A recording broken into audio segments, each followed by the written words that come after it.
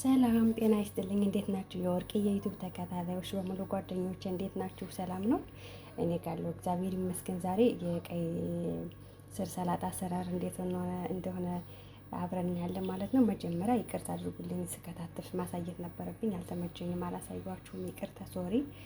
መጀመሪያ የምናደርገው ቀይ ስሩን እንቀቅለዋለን። ከቀቀልነው በኋላ ትንሽ ግማሽ ሰዓት እናቆየዋለን እንዲበርድልን። ከበረደ በኋላ እንከትፈዋለን። ልክ በዚህ መልኩ ማለት ነው። በደንብም ሳይቀጥን በደንብም ሳይወፍር እንደዚህ እንከትፈዋለን። ከዛን ሰላጣ ከትፈን እንጨምርበታለን።